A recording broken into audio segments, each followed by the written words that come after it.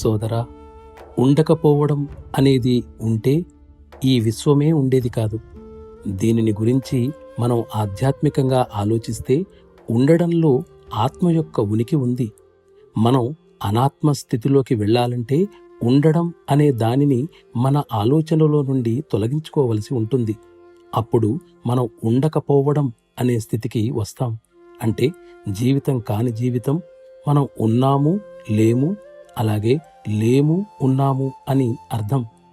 దివ్యత్వంతో ఒకటైన వ్యక్తిని గురించి ఆలోచన, జ్ఞానం తనను తాను బహిరంగపరుచుకున్నప్పుడు అది జ్ఞానం లేనితనమే అవుతుంది అన్న స్థితికి మనలను తీసుకువస్తుంది.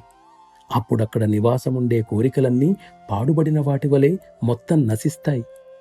వ్యక్తిత్వమనే పైపూత పూసిన పాత్ర తనలో ఏమీ నిలుపుకోలేని విధంగా ముక్కలవుతుంది. ఆధ్యాత్మికత్వం దివ్యత్వంలో అంతమవుతుంది. దివ్యత్వం పరతత్వసారంలో లయమవుతుంది. విముక్తి పొందిన మానవుడు పరతత్వానికి సన్నిహితుడవుతాడు. నిశ్శబ్దతే నిశ్శబ్దంగా ఉండే క్షేత్రంలోనికి ప్రవేశిస్తాడు. శారీరక విముక్తి కూడా ఆధ్యాత్మికత్వంలో ఒక అధ్యాయం. భౌతిక పదార్థాన్ని వదిలివేసిన తరువాత స్థితిని పదార్థ విజ్ఞాన శాస్త్రం వివరించలేదు.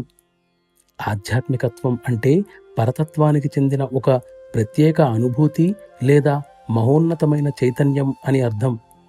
శుద్ధమైన సరళమైన దివ్యత్వంలోనికి, అంటే ఆద్యంతాలు అత్యంత సమస్థితిలో ఉన్న స్థితిలోనికి అది ఒక ప్రవేశ మార్గం. సత్తత్వంతో పోలిస్తే మనం అనంత సాగరంలో నీటి బిందువు వంటి వాళ్ళం.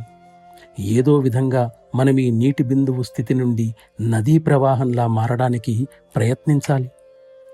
మన జీవితానికి మూల కారణము, మన ధ్యేయము అయిన ఆ దివ్యత్వాన్ని మీరందరూ చేరాలని నేను మనఃపూర్వకంగా ప్రార్థిస్తున్నాను.